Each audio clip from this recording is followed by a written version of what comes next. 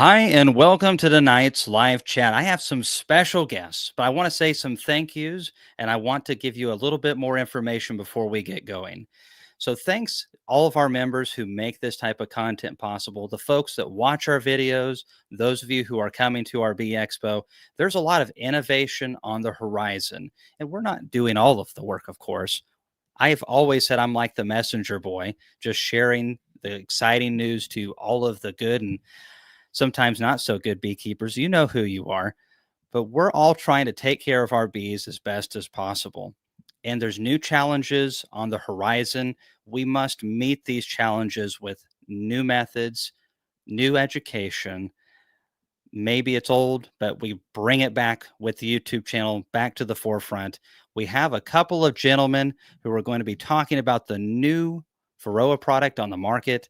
It'll be at the North American Honeybee Expo, and we hope that you learn a lot about it in today's chat. We all got into beekeeping, I would think, because we wanted to be a net positive in our local ecosystem to our community for selling honey or beeswax or propolis or anything like that. It's a health product. We want it to be healthy. And when we are dealing with these pathogens or these mites or any type of creature, critter, or whatever it is, we'd like to do it as naturally as possible and definitely in a way that's not going to hurt the bee. So I'm very excited for this talk about the Vera product. I want to say a couple things real quick about the conference. There's some people, finally able to grow a beard. No, this isn't really a beard. My brother Ethan can grow a beard. I want to say thanks, Jonathan, to you and all the other members in our group.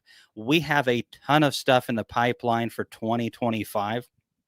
As you all know, the expo always takes away from the YouTube channel, but Chris will be hopping on board full time in January. We also have some other people that we're going to be contracting out part of the time throughout the year. This is going to allow me to be able to do a lot better with content and a lot more of it and visit beekeepers, maybe you around the United States and maybe outside of it. So let's get to the main stuff right here. Terra Vera. Without further ado, Justin Sanchez and Carlos. I'm not going to say your last name. I'll mess it up, Carlos. So, hey, Carlos. That's okay. I mess my own name up all the time. It's Perea basically, but a couple variations on it. Okay, good deal. So, of course, with a name like Cayman, I'm used to it getting messed up a good bit. And most people do not think that unless they meet me, they don't think I'm American with a name like Cayman. For whatever reason, I don't know why that is. But you guys have got this new technology coming out. Your company is approaching it from a different standpoint. I've heard a lot of buzz, pun intended, about this product at different conferences I've spoke at with other beekeepers that I talk to. Some of them are commercial, some of them are hobbyists. And I appreciate you guys coming on to give us a whole presentation about what this product is, how it can serve the bees, and kind of how you got here, because you guys have never done anything else in beekeeping, have you? No, this is very very new to us. We're about maybe I guess a year in on a focused, dedicated basis, and maybe we've had results for about 2 years. So, but we're not beekeepers by training or trade, but we're learning a lot. Well, that's honestly, I'm excited by that because beekeepers typically are a lot of alike, and that's really good sometimes, but sometimes it's actually to our disadvantage because a lot of the great technologies over the decades and some a century ago came from people who got into beekeeping or were friends to a beekeeper, and we had needs. And there was technology in another space that was able to come over and become useful to our industry. Honey extractors are one of those things where someone's like, why in the world are we crushing our honeycombs and wasting all this valuable comb and energy that our bees have to redo every year? Can we extract it like this extraction process we use over in this sector at my normal job? And thus the honey extractor was born. So excited that you guys are willing to get into our space. So what, and maybe I'm jumping ahead. So if we need to just go right to the presentation, that'd be great. But I'd like to ask this question if I can. You know, how did we get here with bees? You know, what was the tipping point that was like, this would be good for bees and beekeepers, or we should look into this? Yeah, let me give you a little bit of the background that you won't read on our website or hear about otherwise.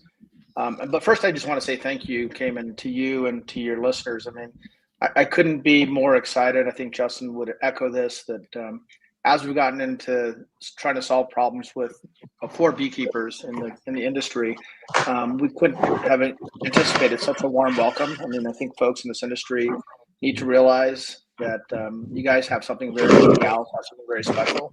It's a very collaborative industry, I think, and we talked about how there's maybe not as much innovation as we'd like. I think with the way we're being treated as we get into this, I think you can see more and more innovation and more folks try and help you solve those problems. So let me give you just a bit of a background, because I know a lot of folks think, well, what the heck, how these guys come here, overnight? And this was not an overnight process. There's a deep science and technology and background to this. Justin and I have been at this about 20 years. This is about the fifth iteration of the technology. And the first iteration really was treating drinking water for pathogens to make it safe from any virus or bacteria. So that technology was developed for the US military. It's still used very extensively. Justin and I took that and commercialized it into drinking water. So you and many of your audience probably have consumed water that was treated with Miox, which is an alternative to chlorine, to make it safe from any virus or bacteria, make it potable. Besides drinking water, we got into a number of applications, from Coca-Cola and swimming pools and produced water. So that was the first iteration, was military. Second iteration was kind of commercial. The third iteration was Justin figured out a way to combine these oxidants, and these oxidants were derived from electrolysis. It's just a technical process that Justin get into more later on. But we were stripping away these electrons and creating these molecules that could be good for pathogens for water. And then he discovered that if we combine them with amino acids, we could replicate or emulate or mimic, if you will, what mammals' immune systems do, and create an oxidant that's very safe.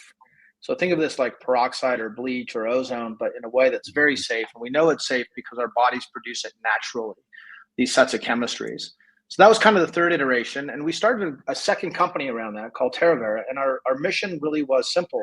We wanted to replace a lot of the synthetic chemicals that we know we use in traditional ag that are not only harmful to the planet and poisoning our food supply, they're not very good for pollinators either. So that was the original concept behind Terra, was let's go treat plants for disease and pathogens, molds, mildews, etc. And we started the company around that. And lo and behold, things happened, and we found that we were effective on mites and aphids and some other creatures. And that led, I guess, to the fourth iteration of the technology, was to get rid of the salts altogether and just use amino acids. And so it's important for you and everybody who's listening to understand that we start with food grade inert ingredients.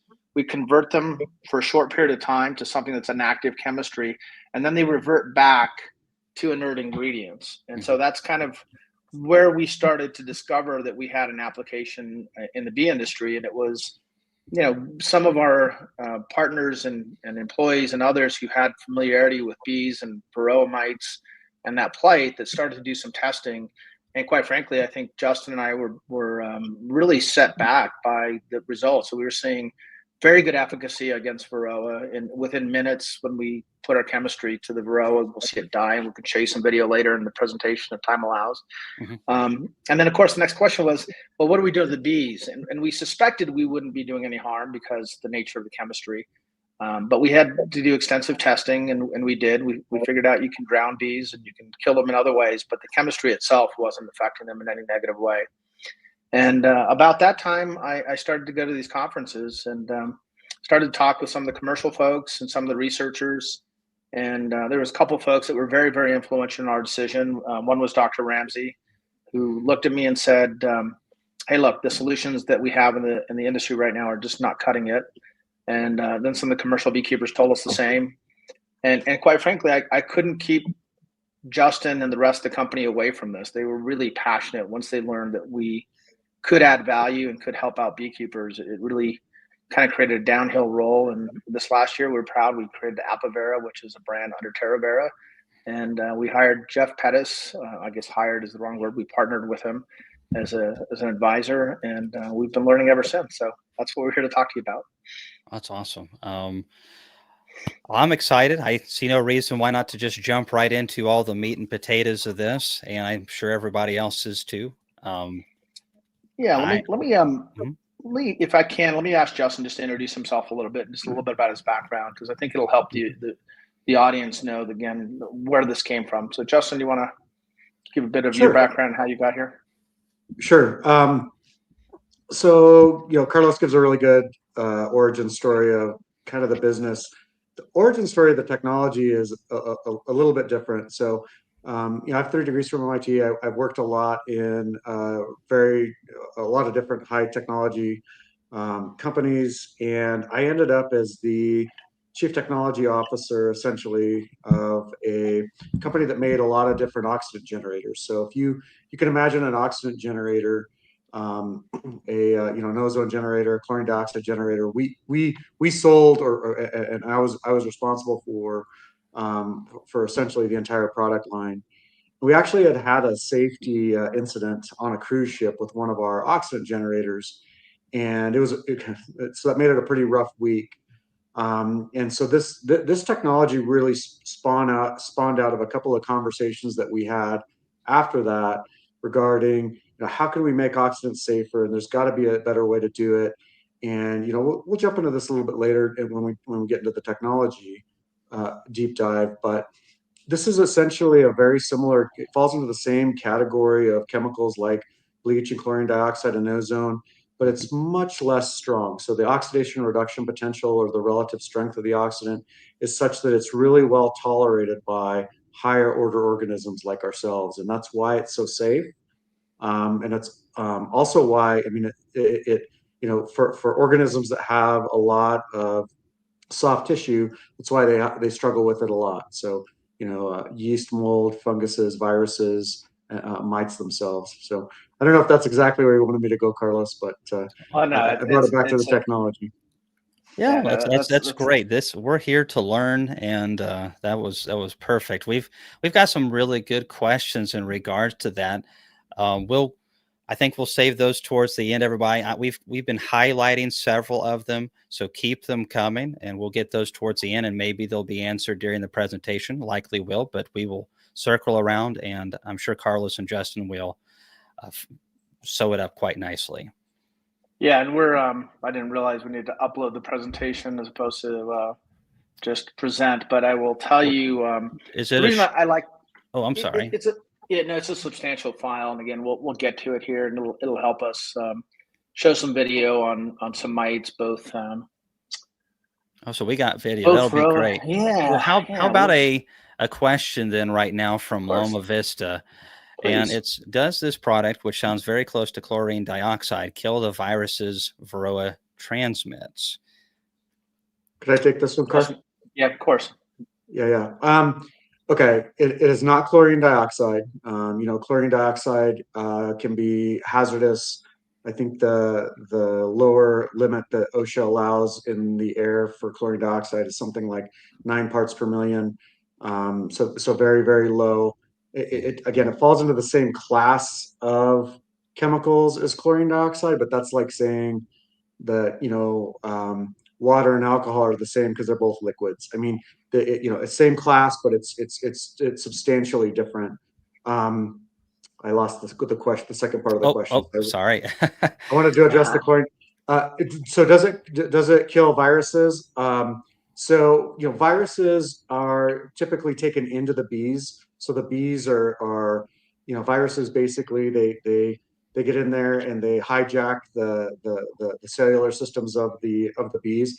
It will not, at least that we know of, it will not cure viruses that happen in a bee, or that are being um, propagated in a bee. That said, any viral particles on the surface of the bee, or any yeast, mold, funguses, things like that are on the surface of the hive or on the bee, it will absolutely have a great effect on them. So, not an exact answer to your question, I think. The key question, and we'll probably get into this a little bit later in more depth.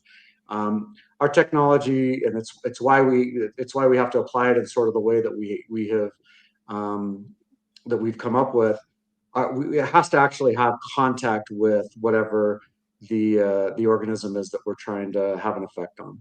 Mhm. It's an oxidative chemistry. It has to have contact time. There is a lot. So Oh, I'm sorry. go ahead, please, Cayman. There's a lot of things within the hive that we don't talk about very much because they're lesser problems. You know, Varroa is such a big problem. Viruses are a big problem.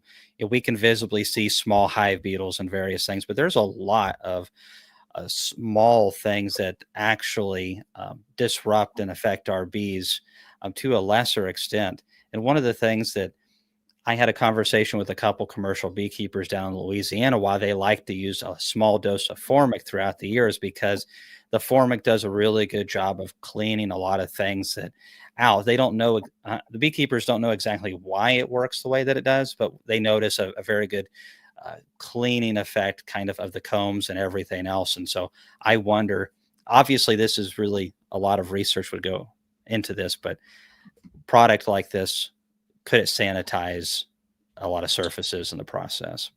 Yeah, Doctor. I mean, we've talked with other folks, but Dr. Pettis, which is where we get a lot of our, initial feedback and ideas, has told us for a while that he thinks, a lot of the benefit is not just in the Varroa; it's in the sanitization of the equipment, and that's one of the applications. And we can talk about some of the other applications, but essentially, I guess there's kind of two key points I wanted to make or reemphasize as we get into this. One is we've been killing pathogens for a while, first on water, drinking water, and other water related, then in plants, and now this application in bees. So we're not bee experts. We're here to learn from you guys and share what we know and learn what we don't.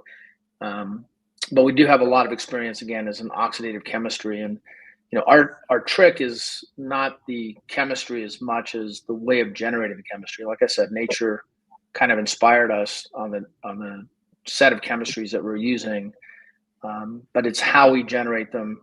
And one of the downsides to this, or maybe limitations better than downside, is that the chemistry wants to revert back to inert ingredients, and the ingredients that we've picked, Justin's picked, we think are beneficial to the bees. Because I may get some debate on this, perhaps, but I don't think as a beekeeper what you want is a Varroa-free hive. I think what you want is a hive that is thriving, and that's not just Varroa. That's other diseases. That's other issues.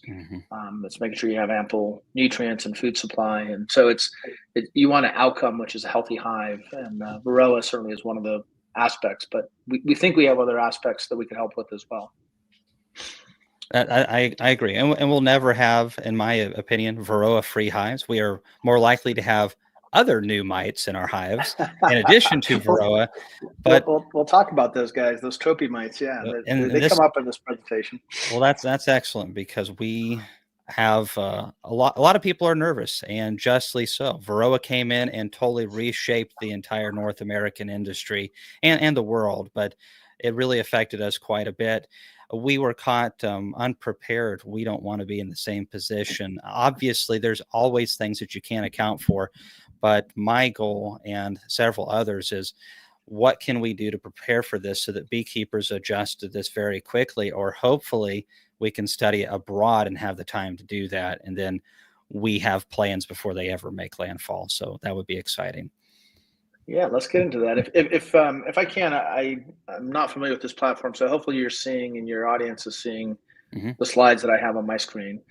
And the first couple of slides, I'm sorry, go ahead, Ken. Okay, there they are. Chris, does everything look good on your end? Yep, we're doing good so far. I don't want to cover the presentation, so I was going to put you guys here. So. Okay, yeah, that whatever you want to do, Chris, and then whenever Justin jumps in, throw him on. I can just do this, and then I'm just gonna do this. All right, you guys, your faces aren't important. No, they're really not. They're not important to beekeeping. Not compared to the information now. All right. He's the face. No, fire away. Yeah. So again, we want to share what we know and also, be candid about what we don't know. There's a lot we don't know. So we want to be transparent and we want to learn from the industry. And, that's been a pleasure, but to kind of come back and put it in perspective, we've been killing diseases that can affect crop value or yield for several years now with Terra. And when we discovered this application with Varroa, we didn't want to confuse folks, so we created a brand, Vera. And as we learned about the industry, I couldn't have been more fascinated, and in some ways, perhaps scared. And what I mean by that is, I knew bees were important. We all do, even if you're not a beekeeper. But I just had no idea how important, right? In terms of, and everybody on the show knows just how critical bees are to pollination and food security. But I think we need to do more to really highlight, one, how hard it has been for beekeepers with colony loss, whether it's due to climate or pesticides or diseases or Varroa, the combination of those. But it's been challenging, I would think. And as we talk with folks, there was not a lot of excitement about, hey, we have this all nailed. There was a lot of, hey, we need some new solutions. We need some new tools in the tool chest. So that was really warm and made me feel like we were making a good decision by placing a big bet to come into the space. But what I didn't know was just how crucial this is to food security. And, again, your audience will have this better than I do, but this is just such a big issue. And, why do you get into business? I got into business because I want to solve problems and I want to have an impact. And, I can't imagine a better place to want to have an impact than to help beekeepers with their colonies. So we are here, one, to share what we know, and again, what we don't. We also want to help or ask for your help and your audience's help as we go into this. We'll be bringing the pilot or the beta unit, the demo unit, the prototype to your show here in Louisville. And, we have spent a lot of time thinking about this, and this device looks pretty simple, but there's a lot of technology behind it. Sometimes, that's kind of the trick, is how do you make something elegant, meaning it's easy to use, but it's got a lot of thought and complexity and science behind it. And that's what this device does. But we had known for a while, maybe 2 years, that our chemistry was doing a good job with eradicating the Varroa when it came in contact. So 95+% efficacy, there's various ways to measure this, but it's a contact time chemistry. The other piece, and we'll get into this more later, is it's not enough that we kill Varroa or potentially help with some other pathogens or diseases. We're leaving behind, and this we know just empirically from what the data is and what we're using as ingredients, we're leaving behind something that is beneficial to the bee. And we'll talk more about that. Justin will get into why he picked the amino acids that he did. But like the work we do in plants, and again, we have commercial customers in the space, our chemistries break down into the same ingredients that we start with. They're only active for a short period of time, sometimes days or hours, oftentimes weeks, but they biodegrade back into something that's useful. And that's a key component. It's not enough to kill a mite. You just don't want to leave behind something that's harmful. So when I say we need your help bringing this to market, we're an investor-backed company. So Justin and I have started companies, sold companies, and we have investors. And we, quite frankly, I think took them for a little bit of a loop when we said we're going to switch gears from plants and go into bees. And we've really put probably 95% of both Justin's time and my time into this market over the last year, and then some of our team as well. And, I think the investors are supportive. They trust us, but they want to know why we thought this was such a big issue. And so that's what we're trying to get now, is feedback from folks to just help us understand, really what the market need is.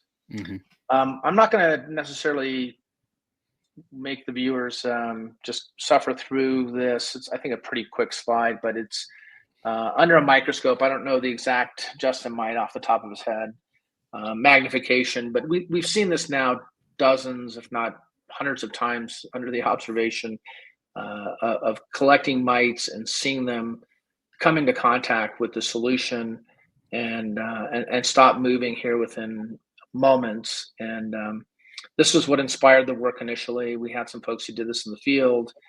They kind of compared us to some of the traditional. Go ahead. Sorry, Carlos. I'm just seeing the fogger in action slide. Yeah. That's the only thing I've seen. Oh, I'm not sure why you guys aren't seeing the video. You might need to. I think so. The present button down there. There's.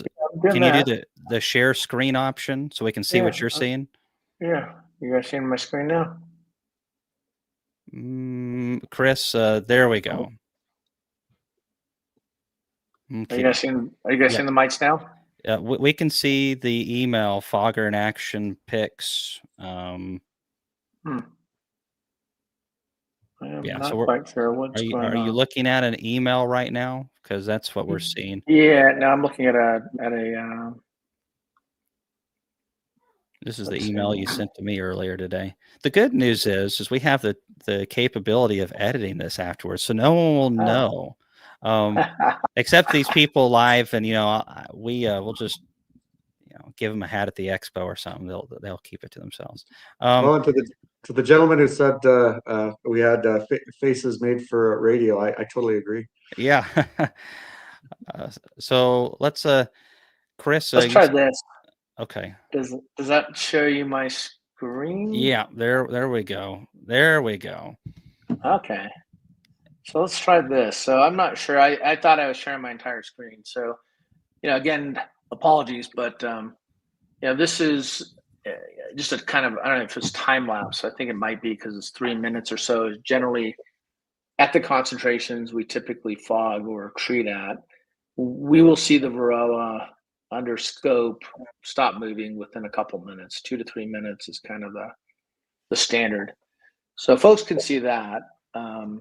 I guess the important part is, we've done this now dozens, if not hundreds of times, just in a control basis for the mites themselves. And this is kind of what started us on this path, that we would kill the mites. And of course, the next big question was, would we harm bees?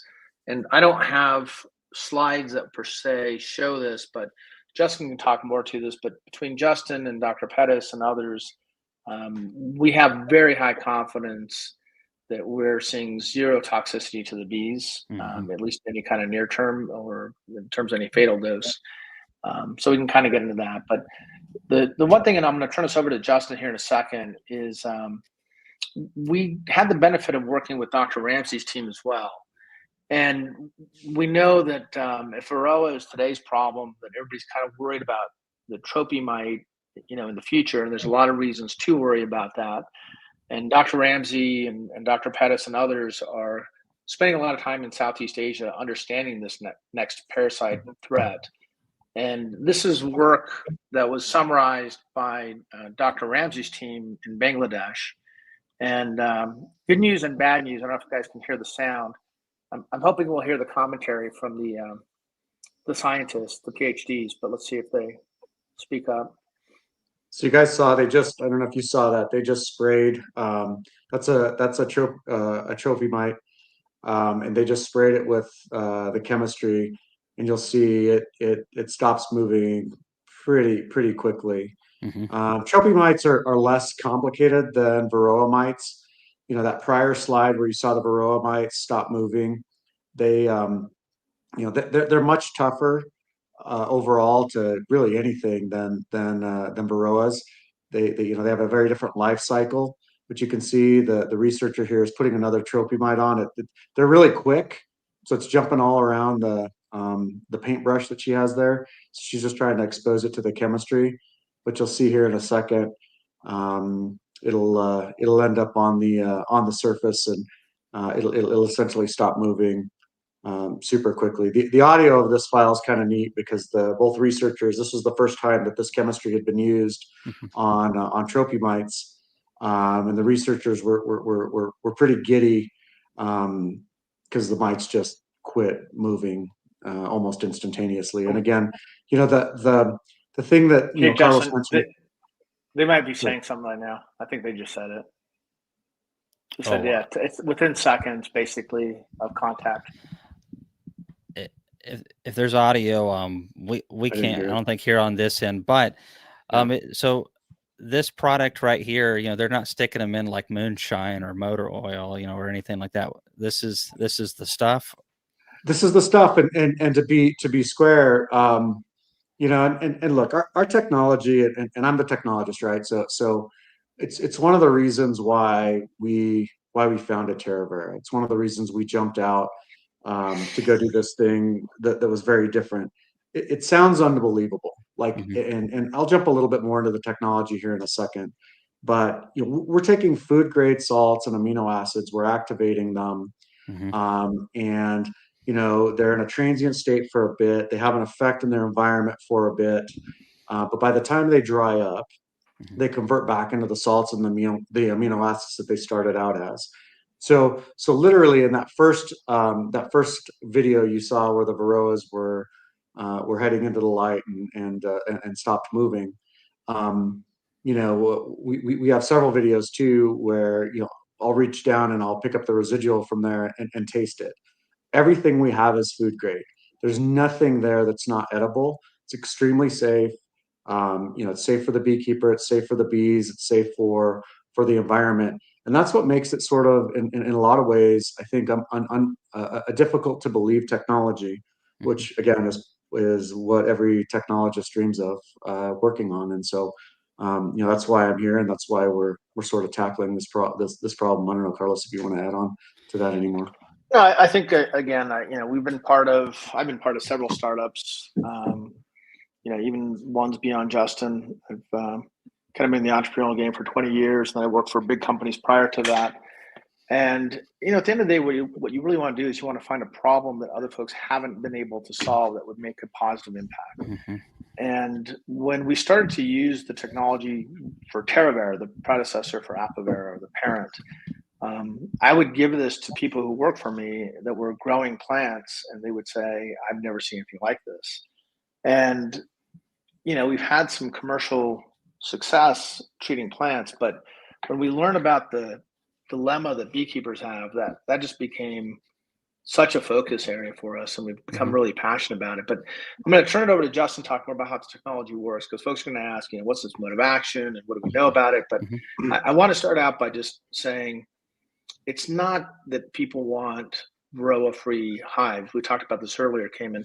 It's they want healthy hives. And if we kill the mites, but we damage the bees, then you have to look at the cost benefit. Is the juice worth the squeeze? Are you getting a benefit next to the detriment that you're causing? Sure. What we're after is, how do you create healthy hives? And we don't have the presentation in here, but we just did some side-by-side time paired studies, because Justin's very good at really looking at, how do we get real world data in the field? And I think it was 4 times less likely to have a colony loss with the hives that we were treating. And that's really what we're after, is how do we make it easier for the beekeeper, not just by giving them something that's going to kill the mites and give them other benefits, but leaves behind a beneficial. But how do we do it in a way that's cost effective? How do we do it in a way that's simple? And those are the pieces that are really important to us. And when we get into this, I think I hope you'll find that we spend a lot of time talking with beekeepers to understand what's important to them. But we don't think there's something similar to what we're doing. We think there are a lot of pesticides and miticides that have some advantages and disadvantages and issues. We know there's a lot of supplements that folks are giving and spending money on and energy on. We're kind of weird in that we fit both categories. We're both a miticide, and people will ask this question, so I'll just preempt it. We do have plans to go after a registered miticide. It will be a different formula or a different recipe, if you will, that's optimized on miticidal properties. But we will release a product prior to that won't require the miticidal registration as a nutrient, and it will have some beneficial aspects as a miticide. We just won't be able to market it that way. Right. So we have to be thoughtful about that. But we've learned enough, and we've talked with the EPA enough. And it was, quite frankly, one of the reasons we partnered up with Jeff Pettis, is he's got some experience in this. But we've worked with EPA registered products before, in the drinking water world and the plant world. And we know there's a reason and a role the EPA plays. But at the same time, we don't want to make folks wait 2 years or more to get to a product that may actually be able to help in the near term. 100%. So getting to a thing that Justin said earlier about, we don't want to kind of oversell. It's kind of like oversell. It seems to be too good to be true. That kind of stuff here. Us beekeepers, we want to believe all this stuff, 100%. And that's why I brought you on, because you got to keep swinging. If you're going to hit a home run eventually, you got to keep swinging, all that kind of stuff. But we've had a lot of companies come in, and I'm not throwing you guys under the bus, but they come in, they promise a lot and they deliver a little. Or we have guys that get viral on social media. They get all kinds of grant dollars for mushroom stuff and various things. Then I have to hear about them eternally on Facebook posts about why can't we get Paul Stamets stuff onto the market? Well, because sometimes what works in a lab and what works in a hive are two different things, and it is complicated. But what annoys beekeepers, I think, the most, especially me, is when people get all this crowdfunding, they get all this notoriety and all that, and then they never produce anything for beekeepers. It never makes it to the market. And we're all very excited. But I can promise you this: if this product can kill mites and it's gentle on the bees, I can promise you I can market this, and all my buddies will too. You'll have no problem with it. So we're all super excited. But just like any industry, we've heard stuff from the government a few times ourselves, just like you have. And Sure. after a while, we're like Missouri, the show me state. So I appreciate you guys being transparent and showing us here. We got a ton of great questions. Everybody, keep them coming. We are going to let them go through this presentation, and then towards the end, we're going to cycle back through all those questions and all that. We'll keep this short. So Justin, I'm going to let you talk, and I'll rifle through a couple slides. But I know folks want to understand more about the biomimicry and what it is we're actually doing at a chemical level. So do you want to go through these next couple? Sure. So this gives you a look at an amino acid. All amino acids are similar. They all have an amino side that ends with a nitrogen and a couple hydrogens. There's over 500 that are in nature. There are 22 that are really important for the genetic code of life. All proteins are built of chains of amino acids. That's what's really great about them, is you can convert them into other things.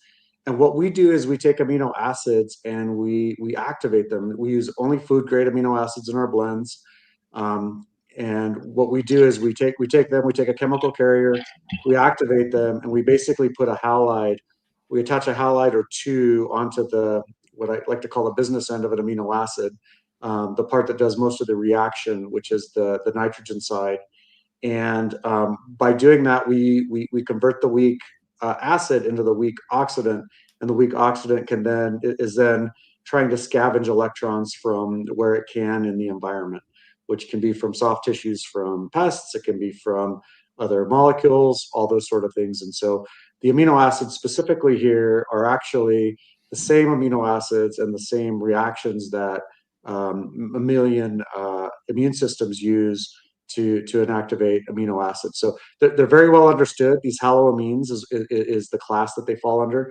They're very well understood. They're safe. They're effective. Again, I mentioned our immune system generates them. The big thing that they are limited by is their shelf life. The longest lived haloamines have shelf lives on the order of weeks to maybe months. The vast majority of them are minutes to maybe hours, and so they're not something you can bottle and ship out into the world and use it as an antimicrobial. So go ahead and click to the next slide. That's why our technology sort of takes that out of it. We activate them immediately as we're going to apply them essentially to the hive, and so that's why we're able to do it. And there's also there's a contact time issue that we had talked about a little bit before. The mites need to come into contact with the chemistry. And so that's what's going on kind of inside of the unit. We activate first the amino acids, and then we fog them. We make a very dispersed fog that we then cycle through the hive with some fans. And so you don't have to worry about the storage life because of the active chemistry, because you're doing it sort of in situ on the hive. And if you can click on this is a quick look under the hood of our fogger.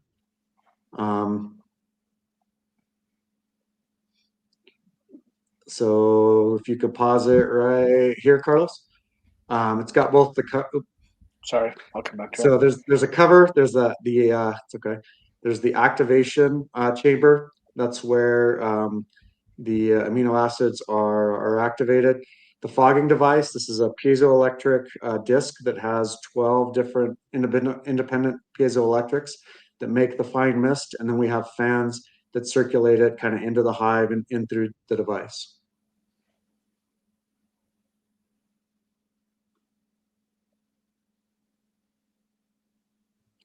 I think this video just plays by itself. Yeah. Yeah, here we go. So yeah, this gives you a sense for sort of how it works. You put in your salt and your amino acid and sugar solution, place it on top of your hive. You hit the button, it generates the active chemistry that's then forced through the hive with fans.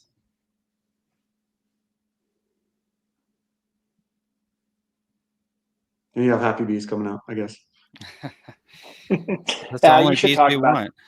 Yeah, you should talk about what that looks like when you have done this. Yeah, I in don't. the We don't have field. any pictures of that. So the first time, and again, I'm not an experienced beekeeper. Truth be told, first time I got stung was early this spring, this last year, as we started to try to think through getting this technology into this market. But we, the first time, we spent a lot of time with a lot of different local beekeepers, a lot of hives here in New Mexico.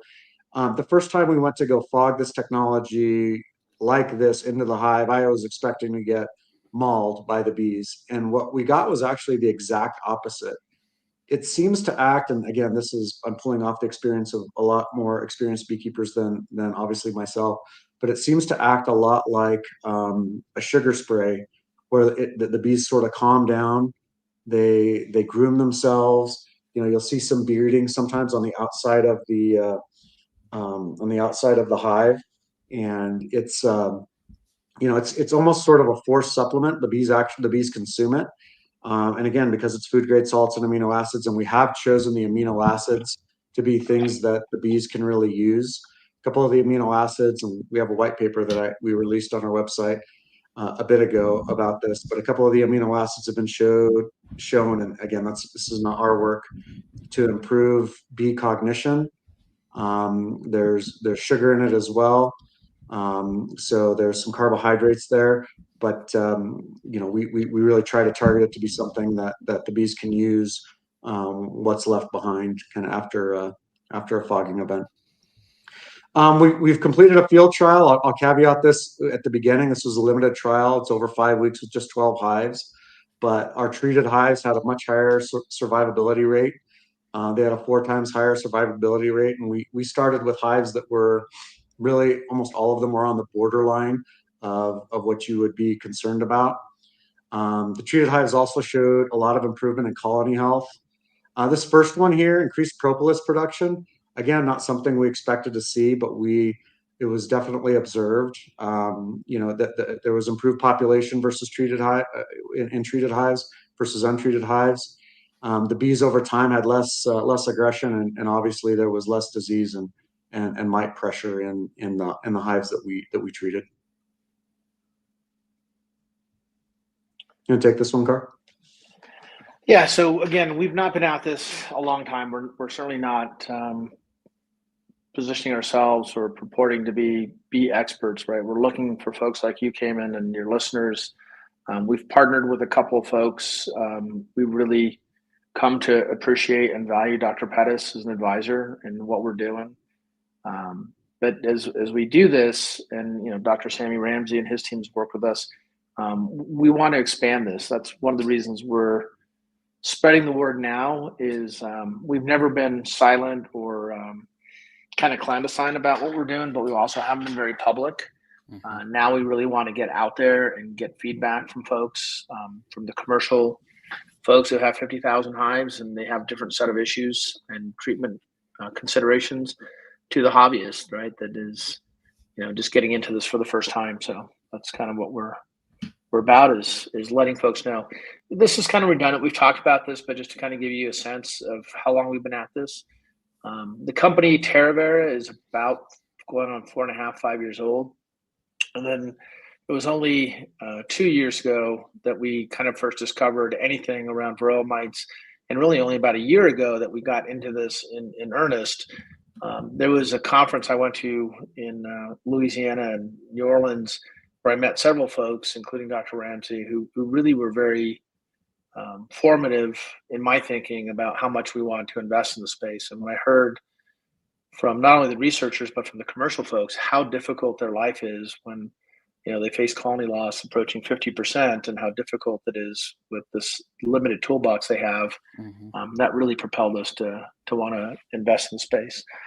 This is not our entire team, but this is kind of the executive staff. So the person who keeps Justin and I on track is Catherine Radovan. She's an ex-investment banker. She really kind of keeps our operations on track. And then we have marketing folks as well. But Dr. Pettis has been hugely influential. He is the only bee expert we keep on staff as an advisor, although we're probably going to add to the advisory staff. We do have other folks in the horticulture and other areas of expertise, but he's been kind of our mainstay. So what we would like is hard questions, good questions, meaningful questions, and then partnerships. We want folks who can help us gather data. The other thing that we're trying to do, and we're going to be at your show here in a couple of weeks, right after the holidays, is we want to get folks to show that there's commercial interest in this, and it's not just because we're trying to sell; we're trying to show ourselves and our investors that this was a smart move, right? We've put a lot of things on hold. We just got approved for use on food products and other agriculture in Costa Rica. We have studies on strawberries. We have a whole bunch of other activities we could be doing. We put those on the back burner really to go focus on this bee application. And, we just need to make sure that we're doing the right thing and there's really demand for it. So that's kind of the pitch, if you will. If you get a chance, take a look at the video that we put together. Hopefully it's inspiring, if not educational. I'm sure most of your viewers will know everything that we talk about, how important bees are to our food security and to our biodiversity. But we also kind of highlight not only Dr. Pettis in this video, but an end user who's really not very technical savvy. And you and I talked about this earlier, but it's not enough that it works. It's got to be simple and easy. And that's been a lot of what we put energy into. Absolutely. So that's really what we wanted to, it's what we wanted to share. Came in and we're happy to take your questions and your viewers' questions and just make it an interactive dialogue. Yeah, we got a lot of really good ones. One from Brian Bennett, one of our members. How long does the treatment take per colony? So Justin, want to take that one? I thought I was unmuted for a second. That's a great question. So the current version that we are launching today, which is geared towards hobbyists and sideliners, it takes between 4 to 6 minutes a hive to treat the hive. So you plug it in, you put your chemistry in, you set it on the top, you hit the button, it activates the chemistry, it fogs it through. While it's fogging, you move to the next hive, you open the top off, you move the unit over. For commercial beekeepers, it is not appropriate. It has to be much faster. So we're working now on, the designs and the thoughts through how we, sync that to 30 seconds, with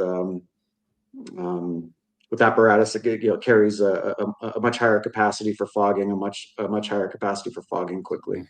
But the device that you saw today, the one that we showed you, that's really geared more towards a hobbyist and a sideliner. But the thing we should add to that is, for the commercial keepers, we're learning that a lot of them will winterize their hives in controlled environment, and that actually, and we're in conversations with several folks now about doing that. That work is actually, in a way, quite a bit easier for a number of reasons that Justin can get into in more depth. But to me, it's you not only have controlled environment, you have no brood caps, you don't have that issue with the mites underneath the brood cap, but you also have degrees of freedom that we don't have. We're trying to treat as much chemistry as quickly as possible, and we can treat slower over a longer period of time. So the commercial folks have a different set of considerations, and the delivery mechanism will probably be different, but the chemistry will probably be essentially the same.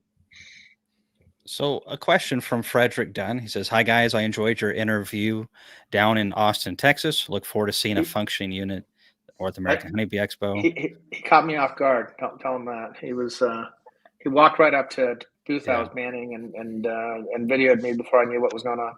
Fred's ex-military. He likes catching people off guard, and actually, from what I understand, that was kind of his job in the military. Cool. And so catching people off guard. I think he caught his wife Annette off guard because before she realized that she was married to him. And there's an interesting story there. But no, Fred is interesting because on his videos, it seems like he has some humor for sure, but it's not the level of in person. The intensity goes up tenfold, and it's quite interesting. Okay, guys, all true. Well, of course it is, Fred. Thanks for jumping on. Looking forward to seeing you again at the expo this year. Cayman, do you plan to test it in your apiary? Well, of course. I mean, all the new products I want to test out. I'm just like the rest of everyone else on this chat, and I'm always looking for something better and more efficient. And let's just be honest. I like killing mites at this point. I mean, it's like my favorite thing to do.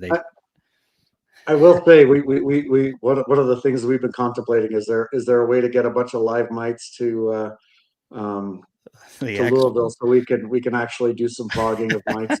Like if anybody has some spare mites, bring them, please. Yeah. Hey, Zach, I know your Hawaiian bees like making mites year round. You just send us some mites and some bees, and he's on here. He's a friend of mine. He's been asking questions about mite counts and stuff. We'll get to that as well. But yeah, Fred, of course, I do plan on trying these out and testing them. That's one of my goals with getting some more help. Well, getting help with employees is being able to really focus on these important questions and as quickly as possible be able to clearly do videos on them and be able to share that information with you guys. Brian Bennett asked, does it affect the queen? So best we can tell right now, in no negative way does it affect the queen. Now, I mean, when we fog, the bees all get wet, the queen gets wet. So there's a lot of grooming that goes on. They dry off. They sort of beard. The one thing that has happened once was we fogged when it was too cold. So that might be one of the things to really think about. You want to make sure your bees have the opportunity to get warm again, kind of post fogging. And so we had an issue where a lot of bees spent a lot of time outside of the hives where they were trying to dry themselves off when it was, sub 50 degrees Fahrenheit kind of thing. And so that was probably the one thing that we know involved a queen that was negative, but no, we've not seen any negative effects in better controlled environments with queens. Well, while we're on that, then what is the ideal temperature range to use this product? There's no real max temperature. We've fogged it here in New Mexico. It's super dry. Humidity is up to 100. This is I lost a couple pounds this summer, which I'm proud of, but most of it was because I was in a bee suit in 110-degree heat here in New Mexico, fogging hives. But there's really no upward temperature, really the lower temperature. And we've asked a lot of folks about this, and we're not the experts in it yet. But it's really what's the lowest temperature, especially given, if it's an outdoor hive or you're storing it indoors or that sort of thing. What's the lowest temperature you're okay with your bees getting a little bit wet? Because they will get wet and they need to dry off. And, obviously you don't want to give them hypothermia and do all the, you don't want them to go into kind of the cold shock that they can be affected by. So that's really it's not a have anything to with our chemistry thing. It's a them getting wet thing. Oh, it's great. So this is from Humberto. What data led the company to decide to enter the beekeeping industry? And is there any data on larvae exposure that shows incomplete development or significant soft tissue vulnerability? So what data led the company to enter the beekeeping industry? So it's very interesting. So we grew up in indoor ag. We founded Terra Vera in 2020, and we had a focus on curing yeast mold, powdery mildew, that kind of stuff in indoor agriculture specifically. And we sort of grew up there. We had customers report back to us that the chemistry was effective on spider mites specifically. And when they reported that back, I didn't believe them. So it's one of those things, being the technologist and having to be skeptical about a lot of this stuff.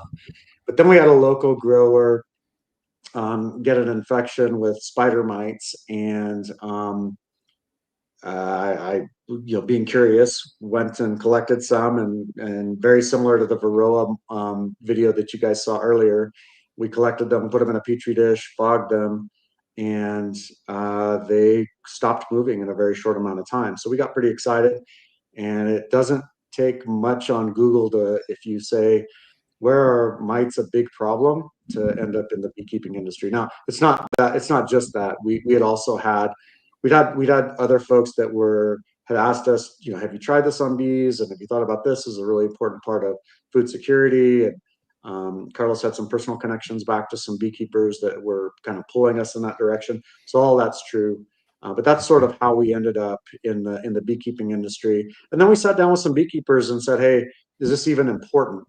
And we got a resonating yes, it's important, and you guys not only should you do it, you sort of have a moral obligation to, given you have something here that may really help out the industry. Yeah, I'm glad Justin brought that up, because, and Alberto, I appreciate the question. And Dr. Pettis was kind of in on some of the early data collection, maybe not the first, but maybe the second or third wave of bigger data collection. We did some cage bee studies, but I've been around a lot of industries. We've treated water for drinking, for cooling towers, for recreational, for fracked water. Commercially, we've done a lot of different things, and then we got into the agricultural industry.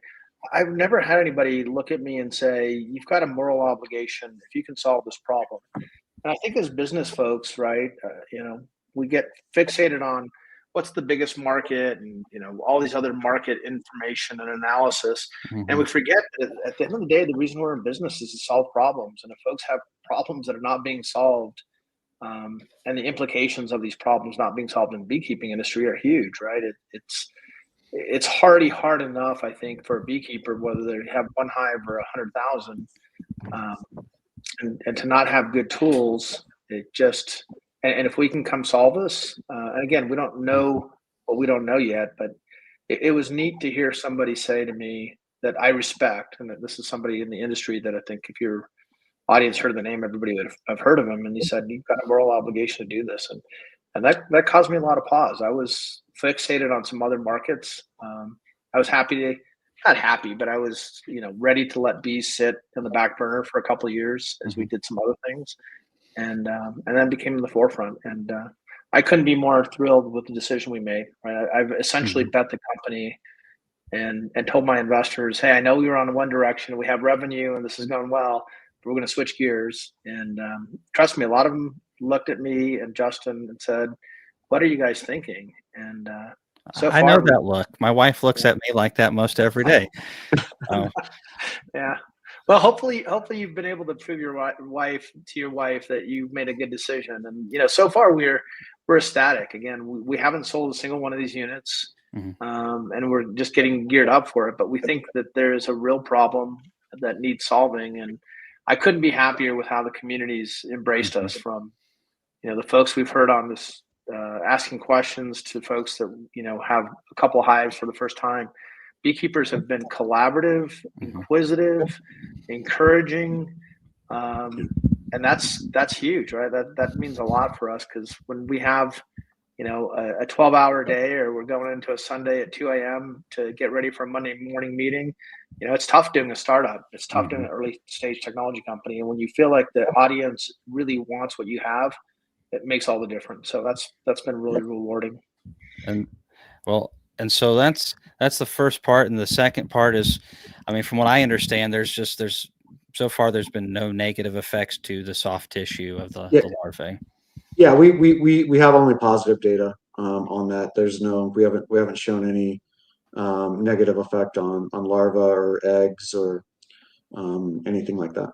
So Ted Jackson asked, does it need FDA approval? And you kind of brushed on that a little bit. I think I know the answer, but maybe some of the people didn't see that part. Car, you want to take this one? Me too. Go ahead. There's sort of two product lines that we are contemplating at the moment. One is, going through full EPA registration as a Varroa side. So we've started that process. That is a chemistry that is a very it's a in some ways a very simple chemistry. It does not have all of the nutritional benefits that some of the other chemistries might have. The other chemistry that we're contemplating right now has sugars. It has a much broader blend of amino acids. Mm-hmm. And it can be used to again increase the nutritional integrity of bees and head down that path. So really the FDA, so the specific question was on the FDA. The FDA does not evaluate either of these kind of products. So the answer to the FDA question is no. Okay, that's the EPA. Yeah. Yeah, well, I think he said the FDA doesn't need FDA approval. Yeah, the EPA is something totally different. EPA stands for end production in America, and the FDA stands for something I can't tell everybody because there might be children in the audience. So I'm sorry, guys. Anyways, let's move on. So here's Well, a question.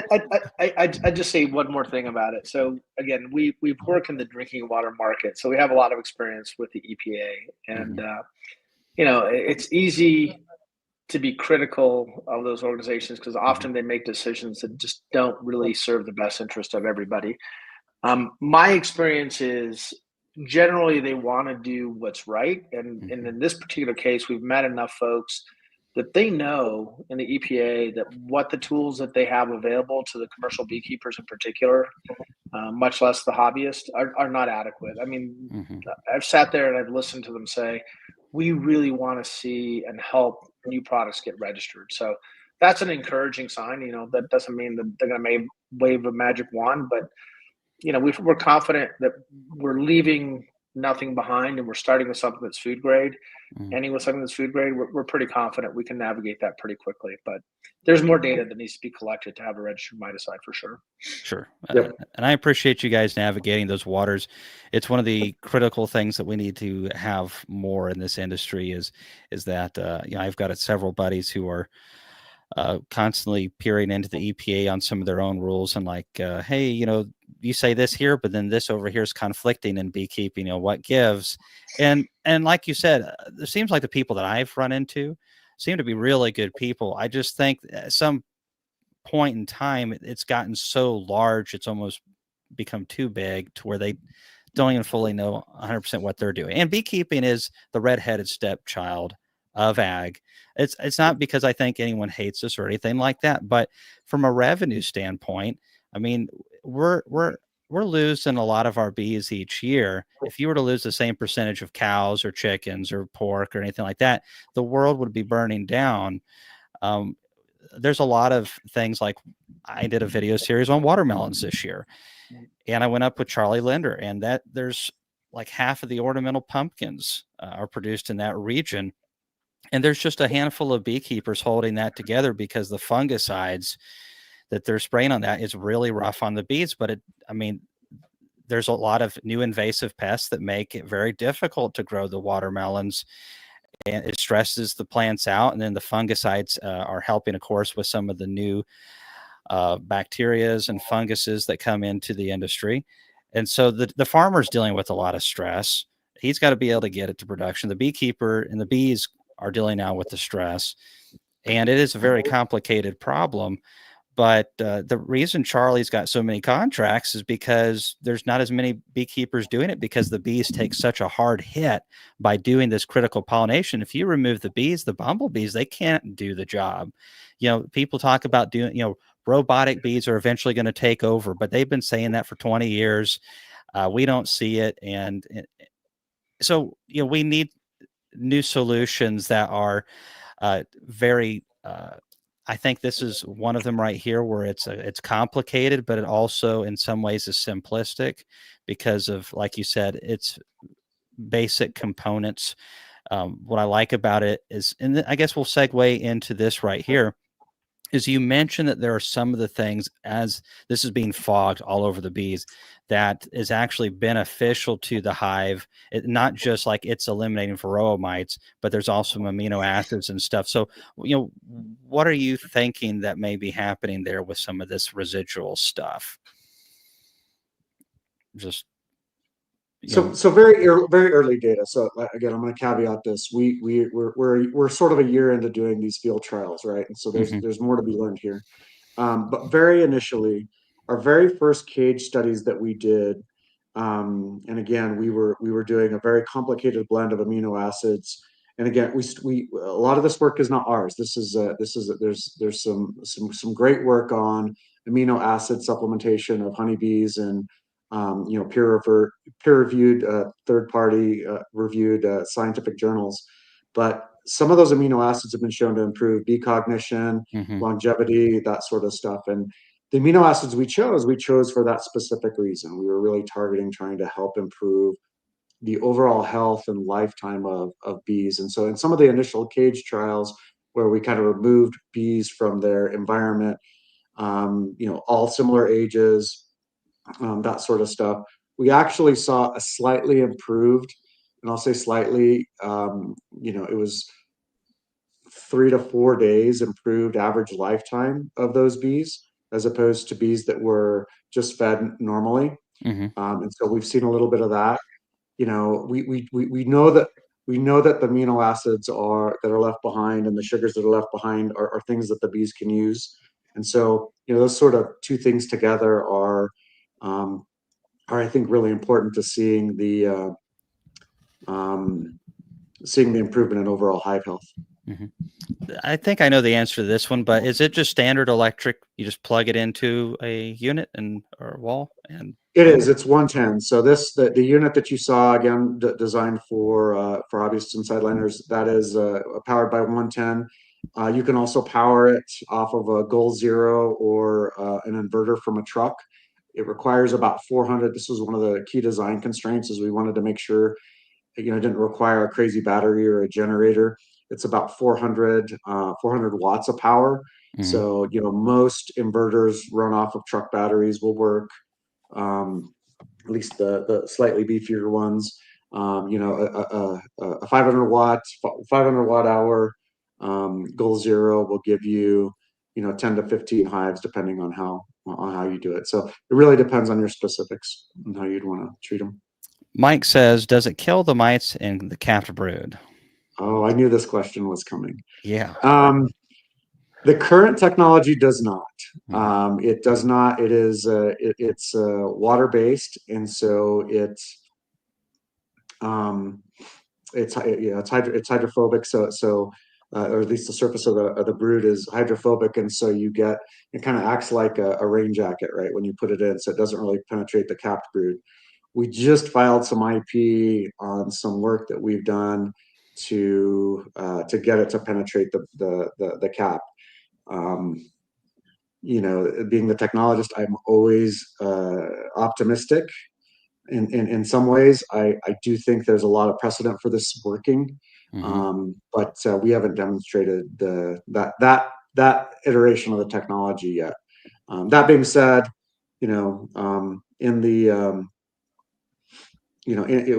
for bees that are housed in warehouses, where there's not a lot of capped brood, or being able to do several treatments over the course of a couple of weeks, we can obviously help get mites under control with the current technology. So I was going to say one thing to add to that is we have done some tests to see, is some is good, is more better, and how much is too much. And we probably haven't characterized that fully, but we've not seen any adverse effects of treating more frequently. We have seen there's obviously a cost and labor and time, et cetera, but we have seen a drop off, in how much mite control we can get. So this is a great question, because there's a lot of people asking it. You're talking about repeat applications. So if we know as beekeepers doing general stuff that, let's say if it's a flash treatment, whether it's flash formic acid, flash oxalic acid, even flash amatraz illegal. Any of those things, some of them, it's like just what's present for a handful of minutes, what's exposed. Some of it, it's residual for maybe 24 hours or so. Do we have a general idea right now after application how well the mite drop is holding and for how long we're consistently killing mites? Yeah. It's a tough question. And I love the question because it is a tough one. So as long as the chemistry is wet, as long as it is not dried up, it is still active. So you still have the opportunity to inactivate mites up until it essentially either dries out of your hive or is dropped out of the bottom of the hive. And so that is that's sort of answer to question one. What we're typically seeing is our best case scenario might drop 24 hours post treatment versus 24 hours pre treatment. Our best case was 17. They typically run, the medians are between 6 to 8. So we get to a 6 to 8x improvement in mite drop post versus pre.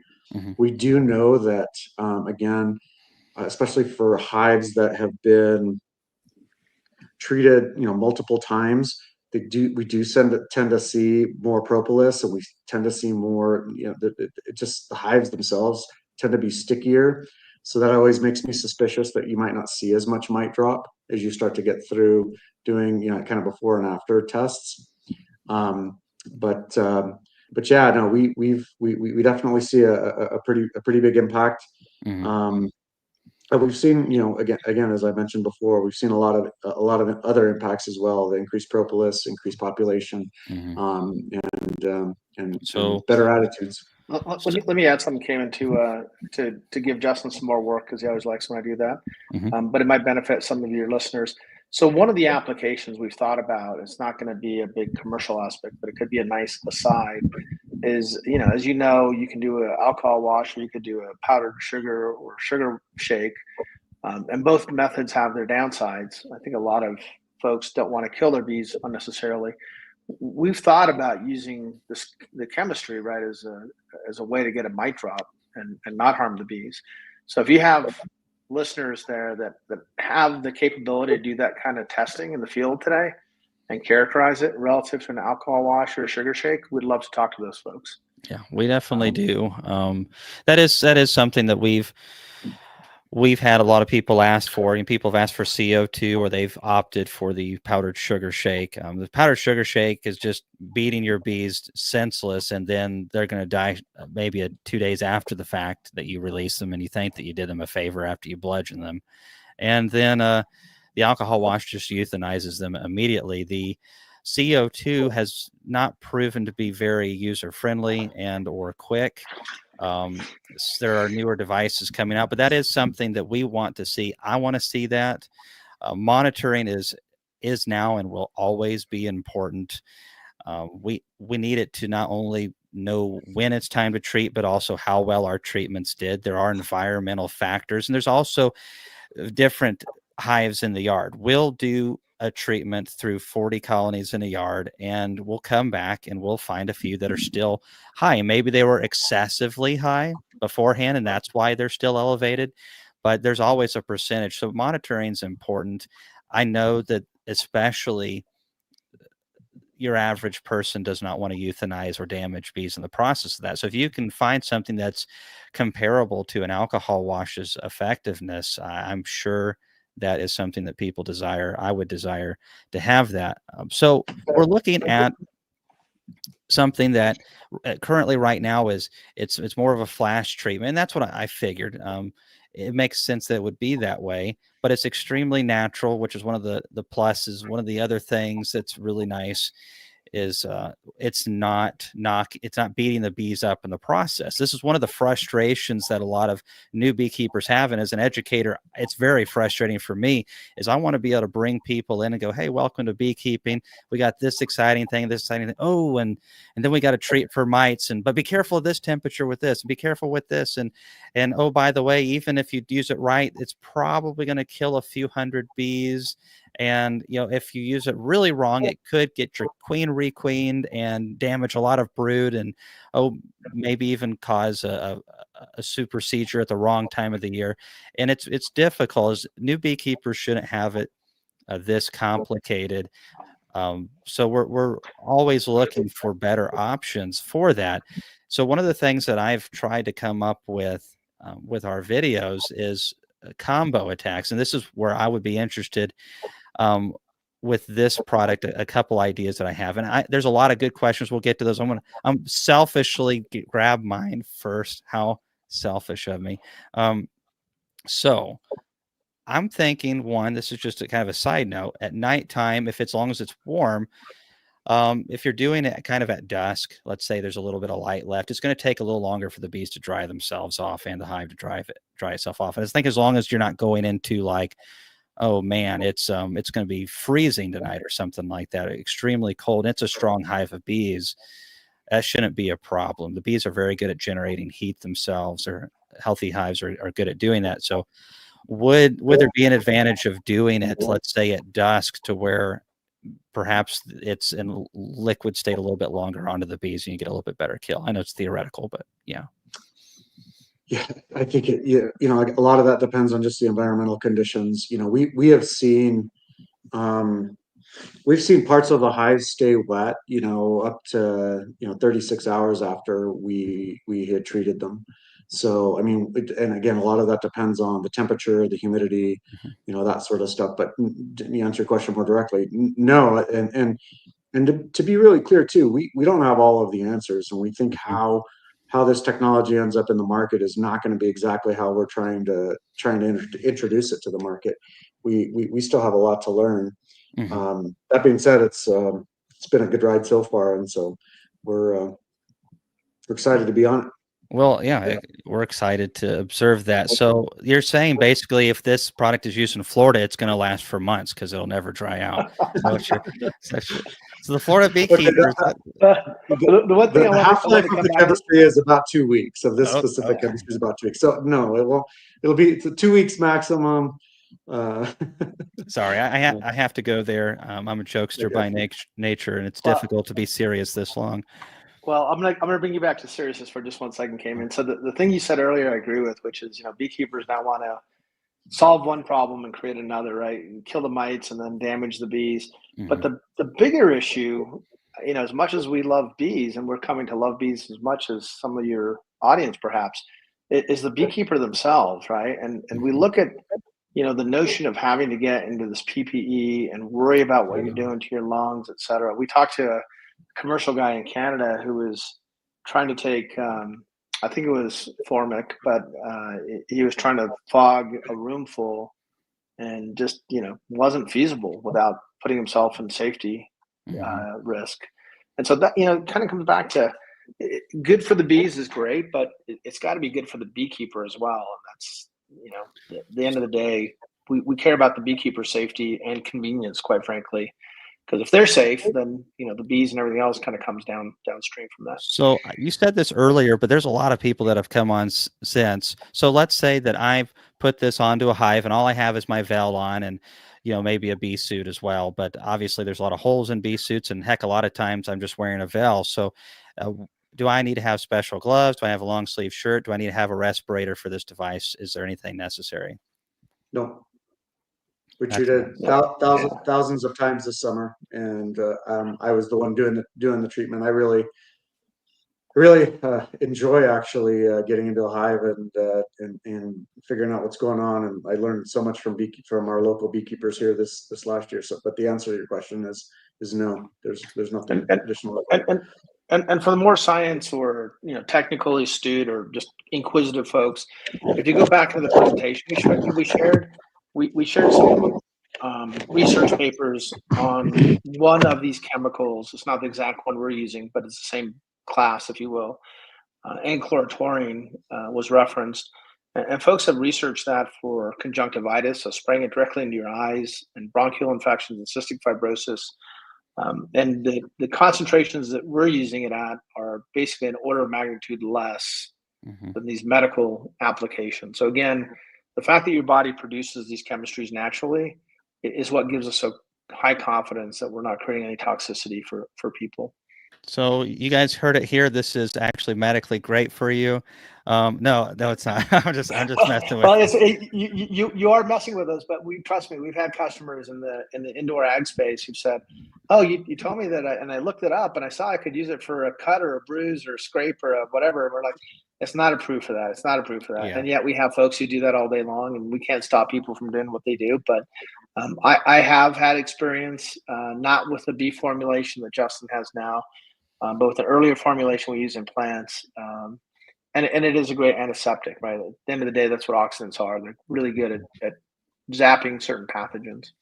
So where I would think, going back to it being a flash type treatment, depending on how long, I'm going to say flash at this point. It may last a lot longer than that because of the liquid state. I guess that's not fair. So oxalic acid, we call flash. Formic, we call flash. They off gas, and oxalic acid is breaking down within a handful of minutes with contact of the bee's exoskeleton. And formic dissipates very quickly out of the hive because it's just so gaseous like that. This lasts longer than that, but we're still not talking like this is in there for, like an apivar strip where it can be in there for several weeks to months. And so, and since we don't have a fully clear point, I don't know exactly what to label this, but where the rubber meets the road is all products are limited by how much Varroa is in the brood, and can we contact that? That doesn't every product comes into that as one of the big issues. Apivar is an extended product, and as long as it's killing properly, hopefully they'll come in contact with it. There's been some issues with that. We've talked about that a lot on this channel. Oxalic acid breaks down so fast it only kills what's exposed really during the treatment. A formic acid, same thing. If it's a very light dose, just flash and kills what's exposed to it. If it's a heavier dose, it can penetrate some cappings and stuff, but then you're skirting the line of, okay, are we damaging brood and possibly the queen here? And then thymol is really temperature sensitive, as is formic. And so, there's these issues, and this is again where it's complicated for the new beekeepers. One of the things I've tried to encourage people to do is two things. One is split bees, because it's fundamental. No matter if there was, even before mites, splitting bees is as natural as a cow giving birth to a calf. Bees want to reproduce. They want to split. There's a lot of advantages for the bees to split. Young queens are a huge advantage to a colony. It's scientifically proven over decades and decades. Young queens go into winter stronger typically, and they want to swarm less in spring for beekeepers. And then when you split them, there's brood breaks, because there are some other problems, not called Varroa mites, that do affect bees' brood pattern and their gut health. And so these breaks are important. But one of the advantages of a split, besides having this break on those things, is we expose a lot of mites in the process. And I encourage you fellows, as you're doing some data, if you can get a beekeeper to help with this, and if I can find the time, would love to. There are guys better at it than me that could run a trial of creating splits and then timely using your product, either maybe once or maybe twice timely, as there are windows that are created with these splits and a new queen then beginning to lay, because it takes 9 days from when a new queen lays her first egg to where the brood is capped. There are these windows where a product like this could be leveraged to be even more effective, and that would be very, very interesting. And if it is a big advantage, and I think it could be, because all of the other products, when used timely, do work better, then this education to the average beekeeper and this more dialed in use of the product could be better for all parties involved. There's no question. We have a lot of use cases and specifics, to learn. And that's, our favorite place to do that is, again, with the end user, with the partner, the customer, the folks who's using the field. I'll give you an example from the indoor ag space. So when we started this process, we had folks go around in backpack sprayers and spray the plants for diseases. And then we quickly learned that both for labor and other reasons, it was much better to fog a room. And we really quickly learned that, and I think there's an analogous situation with the hive. that by fogging the room, just like we're fogging the hive, we're not only killing the mite, or in the case of the disease on plants, we're also sterilizing the environment, which makes a big difference.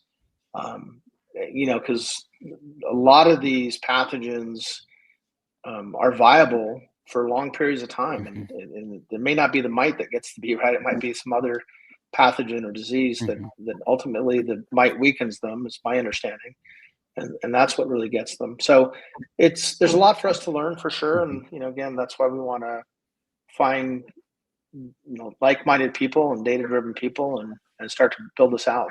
But so here's a question. You talked about, yeast and there's bacteria, and whenever we do anything in the hive, there's a lot of things to the side that happens. We don't fully understand. There's many hundreds of different mites and critters inside of the hive.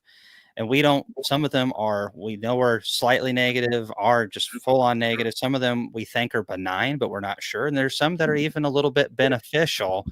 Not enough of those, but wouldn't it kill good bacteria and other things possibly as well? And I'm thinking yes, but what are your all thoughts on that? Yeah, the answer is probably yes. Now, we have not seen, in the hives we've treated, we have not seen the hives be less vigorous or have issues we could attribute to as a result of that. But absolutely, I mean, on the formulations that are targeted at getting rid of the microbes, it absolutely will. And it makes me wonder on the beneficials. On the flip side, though, post death, the result of what you've added then could feed and bring those right on back. And a healthy hive will bring that back quite quickly as well. Obviously, it would be great if we didn't have to treat for Varroa mites. Sure, it'd be fantastic. But the reality of it is, I mean, Varroa mites are worse than every other problem we have rolled into one and then multiplied. Yeah, to answer Annabelle's question a slightly different way, while we don't understand this or haven't characterized it fully in a hive, we see this phenomenon in plants as we treat indoor ag plants.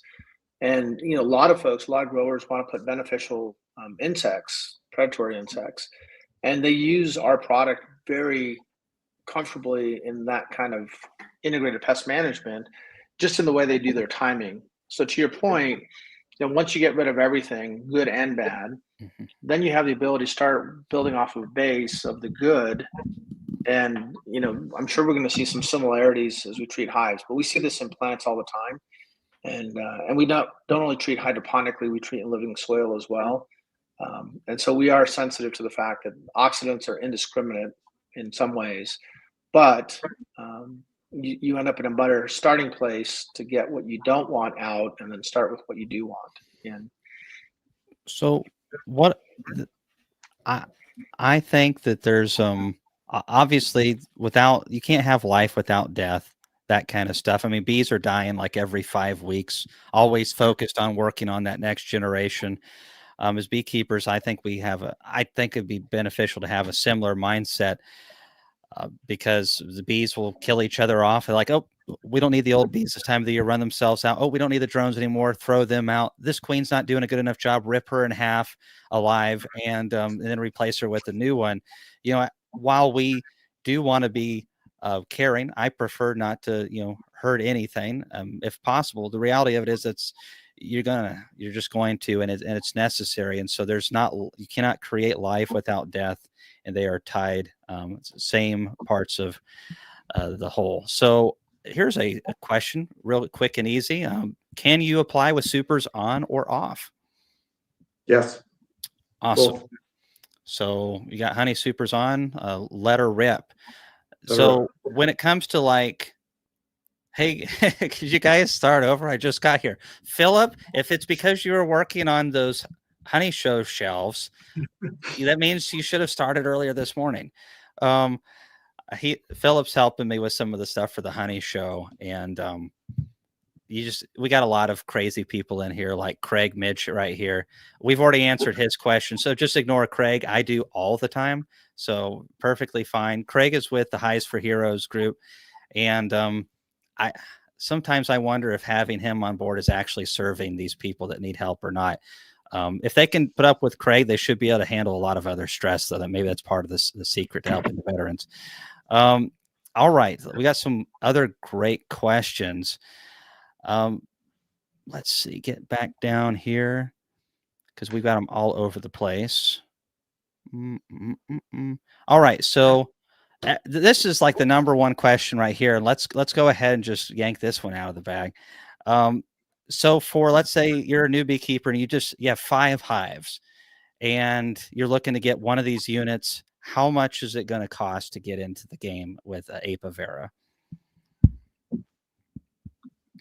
So $1 yeah, million. good question. Sorry, How much is it worth? How much is it worth to you not to lose any of your hives over the winter, or over the season? So we're really trying to make it affordable on a per treatment basis. We think getting the hobbyist down in the $5-6 per treatment range, as long as it's going to require multiple treatments throughout the year, boot cap, etc.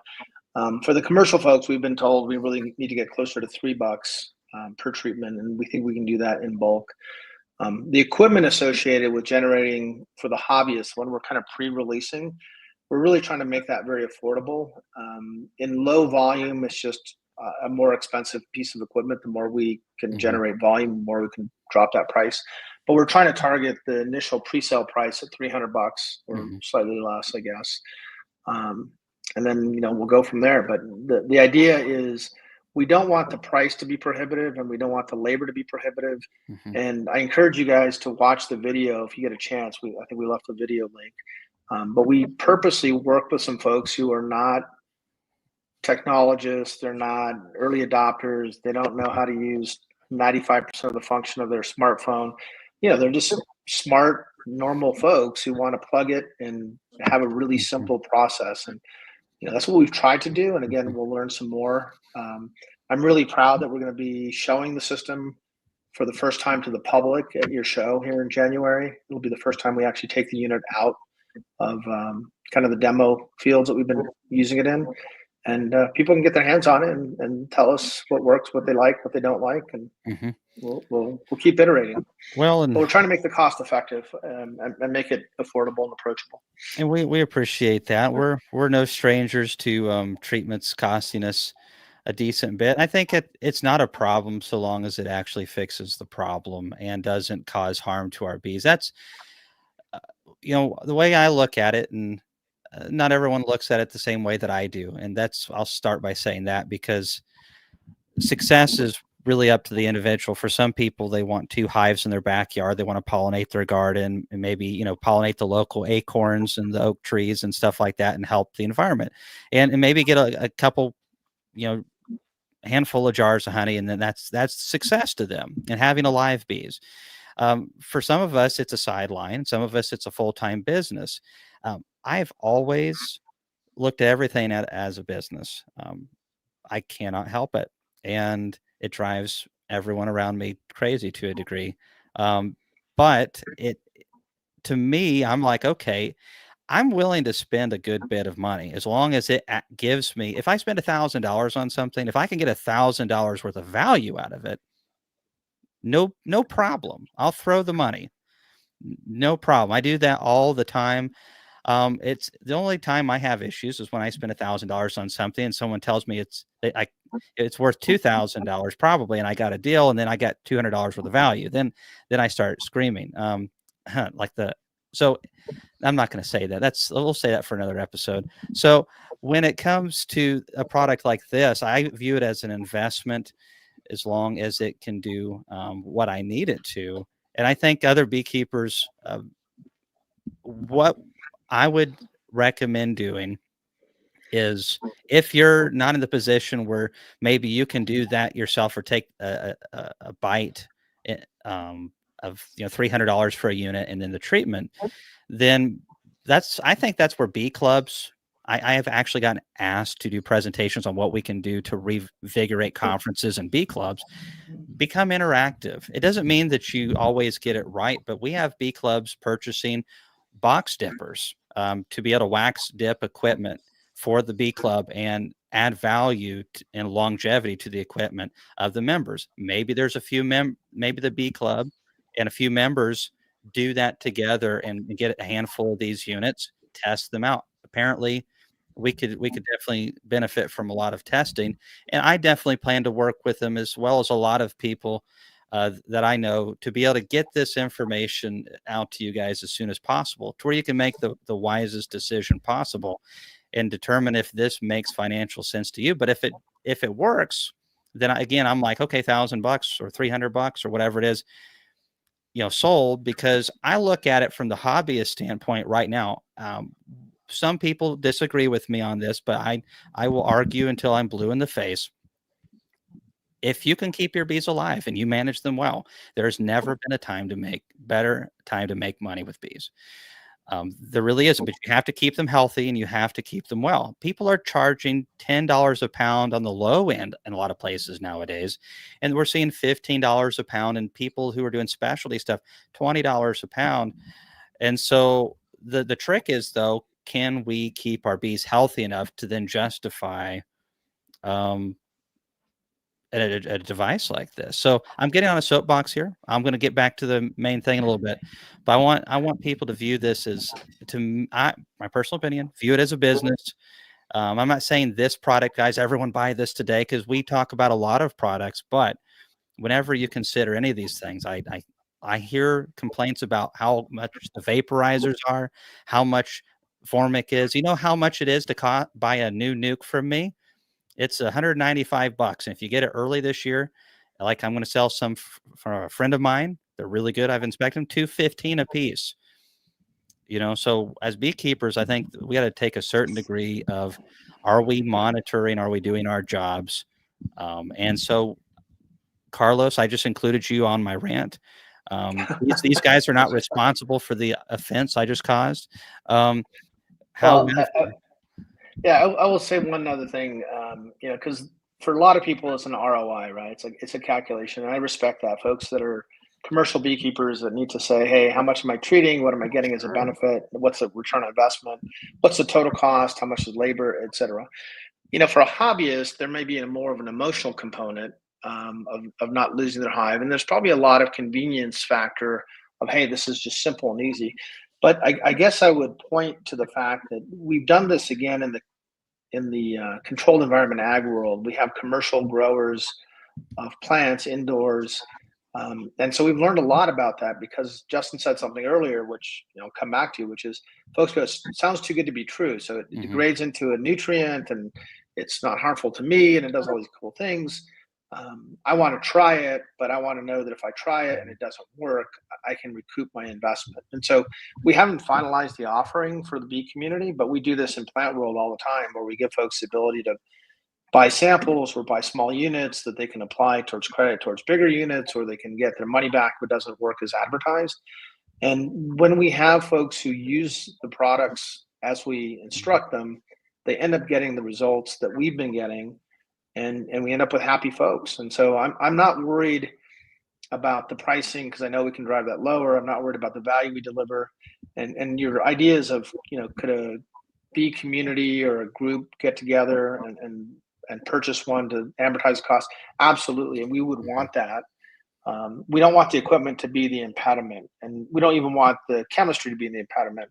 We want to help people have healthy hives. And that's really what we're about. It's not just Varroa. It's just giving them, a better result. That's really what we want. So you're thinking, for a unit for a hobby beekeeper, that they can, like one unit they can use for multiple hives, roughly around $300 is what you're saying, and then for the treatment for each hive is going to be somewhere around $5 for a hobby level. Okay, that I appreciate you guys letting our listeners know that. Will you guys have any units to sell at the expo? If not, when will you guys think you'll be selling these units? So the current game plan is we're doing a crowdfund pre-launch, and I'd ask if you guys have any interest. There's no obligation.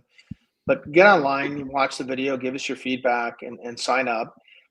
We're just trying to prove to ourselves and to our investors that there's really strong interest. At the same time, we're talking to the commercial beekeepers about a different methodology for treating, multiple hives in a controlled environment. And then if the timeline works the way we expect it to work, within the next month or so, we'll have multiple prototypes, for people like you, Cayman, and others to do some more testing. And then I suspect we'll have commercial ready launch sometime in the Q2 timeframe if things go really well. And I know Justin's kind of like got a lot of questions he still has to answer about supply chain and other stuff, but I feel like the design itself is pretty far along. And if we prove to ourselves that we have the interest, we'll try and release it as quickly as we can. But So I'd say the earliest is March, and probably June, July if things don't go as well. Well, hopefully we can get it sometime, before summer or thereabouts, because obviously that's when mites start becoming a problem for beekeepers, especially further south. We start looking at mite problems May, June, depending on where some may be earlier, but the majority of us are definitely starting to think about it in June or July. It's one of the things that we're trying to work on our end, is getting people to be lowering mite populations earlier in the season, eliminating future mites by starting earlier in the year and heading that off before it ever becomes a problem. So if based on what you guys have done, maybe with Dr. Jeff Pettis or whatever, or have we got to this point where like we're taking some colonies that have decent mite loads? How many treatments, or what does it take to get a reduction down to where it's now below the threshold of, we really want our mites to stay below 1% throughout the year? What is it going to take to, how many treatments, or do we have an idea? Yeah, just given the life cycle of the mites, it's probably 4 treatments, kind of 1 a week for 4 weeks. Okay. Is where we've sort of ended up. And again, that is in a outdoor kind of summer situation. It's obviously different if you're indoors and you're storing your essentially uncapped brood mites in a warehouse. So it varies a little bit, but yeah, that's sort of what we're thinking. Like you said earlier, Cayman, it's what you would consider a flash treatment. And so because the current iteration of the technology doesn't get underneath the brood. And again, there's a future iteration that should, but because the current one doesn't, that's sort of where we're at. Yeah.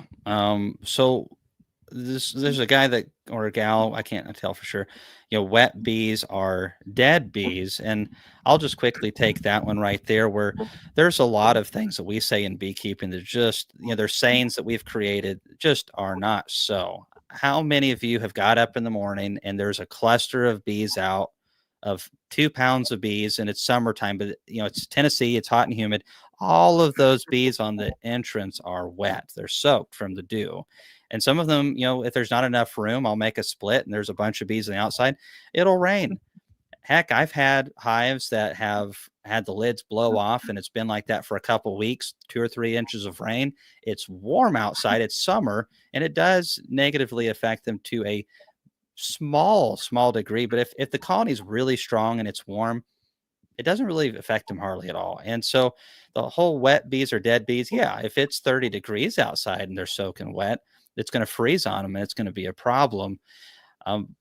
My guess with a product like this is we prefer to keep it to where it at no point ever got below 50 degrees. It may be able to. Am I saying that wrong there? Because it probably, a lot of it depends on the temperature. We have hobbyists here though that probably do need to err on the side of caution. What are your guys' thoughts on this whole, getting our bees wet and the consequences of maybe doing this at too low of a temperature?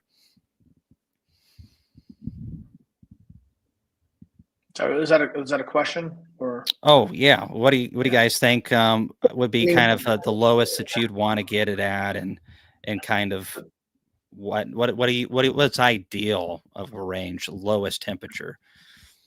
So we started to have concerns if your low in the evening got below 40 degrees Fahrenheit, even if you were still getting into your mid 60s during the day.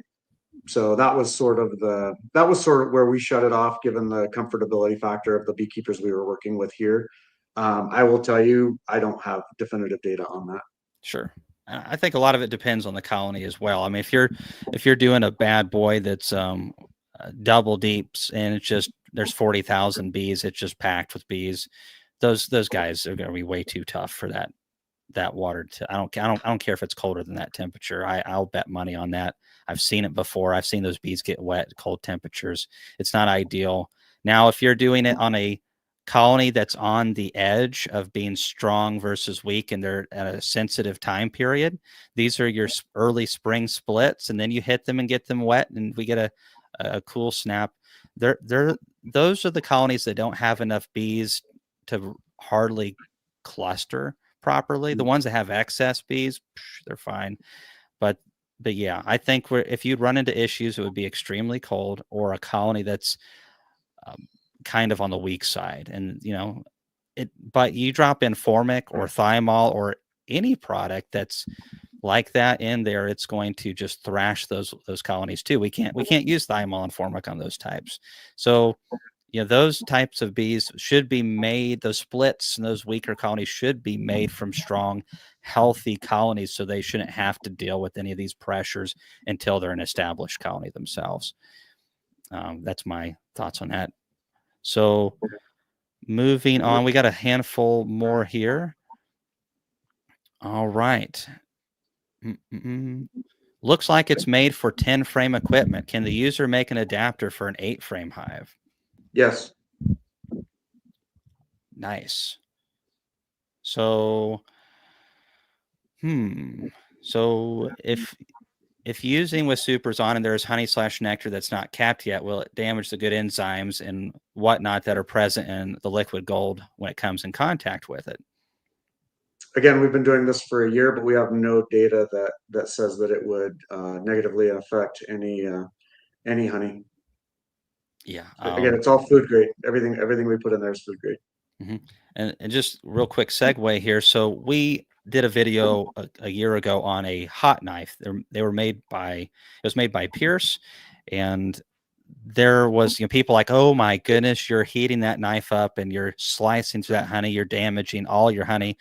How dare you degrade that? Well, they actually did testing on this, and they tested because honey is so thick and it absorbed the heat so well and dispersed it so quickly. The only honey that got hot enough to damage it was the honey that stayed on the knife. The stuff that was still in the combs, it wasn't damaged. If there is any slight damage, I imagine it has to be so minute. And it would just be barely a surface layering of it. I just don't see it being a problem. Obviously, you guys have to maybe look into that, but I don't see that being a major issue. Let's see here. So we're talking 3 to 4 treatments. Me personally, if I will try to carve out the time to be able to work with you fellas if you find it beneficial this year. I want to be able to do something that other guys aren't doing, and if they're not doing this already, and I want to really test this product with the beekeeper making smart splits. I do presentations on all the timings, the advantages of splitting bees and using treatments with smart splits, making the opportunities more pronounced for Varroa kill and making the treatments, giving the treatments more opportunity within the window. And also for the bees, the advantage that I love with this is the lack of disruption. When we make a split, a queen introduction, it's a very sensitive time period. I can't have a virgin running around or a queen cell in there, and I can't drop formic. I can't drop thymol. I can't do these things, or they are going to kill the cell, or they're going to kill the virgin. However, the opportunity still exists that while there's not a laying queen, there is more mites exposed, a greater percentage. And so how do we take advantage of this? One, we can time it to where when the new queen comes back and begins to lay, once she starts laying for a few days, they've really locked into her quite well. What really, a queen running around that can lay does not does not say to the colony that I am great and I'm valid and I'm good. A new queen needs to come back and start laying. And once she started to do that, the bees are kind of glued in on that queen. The behavior on the colony changes, and the queen's behavior starts to change. And so I found that I can do like an oxalic acid treatment, a gentle treatment, during this period after the queen's laid for a few days. The problem with that is that it's a very short window of time. However, if beekeepers make splits on a schedule and treat on this schedule, and they follow the blueprint, it's not complicated, and the opportunity is much better. So that's something I personally would love to see this go under. I know you guys have plenty of work to do. I'd be happy to coerce a few of the people in the comments to maybe join in with me on a test on that, and see if we can't thrash some mites and get some new splits cleaned up before they even take off.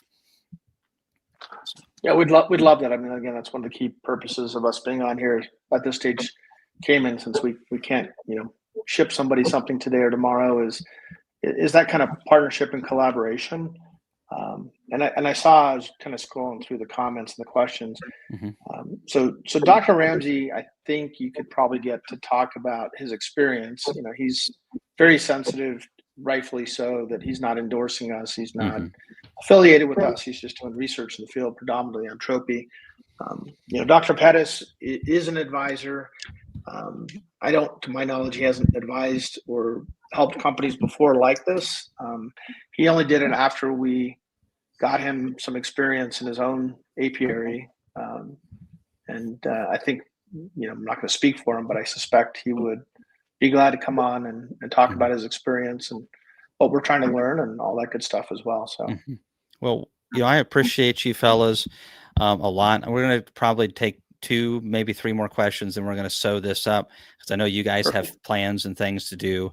I told you it'd be about an hour and a half. We're 2 hours in. Typical beekeepers talking about bees way too much. That's why the Bee Expo works. Everyone's hanging out talking bees, and I really look forward to seeing you guys there and appreciate you guys showing it off at our expo. But this question right here kind of leads me into what I wanted to say on the commercial side. You guys have already mentioned that there's more to come in the future, more opportunities.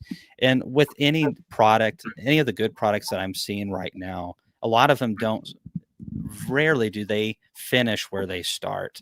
And we've got to, obviously do more testing. People have got to try this out and get it and stuff, but that doesn't mean that's the end story. The commercial guys that I've talked to are very optimistic about this opportunity. Obviously, like you guys have said, the commercial needs are quite a bit different, and there's treatment times and how mobile the unit can be. That's your problem to figure out.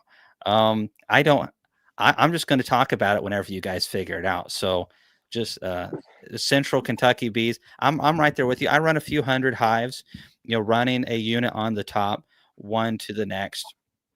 I'm still looking forward to it. Don't get me wrong, but from a business standpoint, it's going to take too long. However, I am willing to, spend a little bit more time if it's more effective than what I'm using, or if it's more natural and healthy for the bees or less disruptive. And again, I'm kind of looking at some of the other products that I've used, like Apiguard and others, and I'm a little disappointed because they can sometimes really burn my bees if it's too hot. But Apiguard's notorious for, if the temperatures are too cold, it does not kill mites well at all.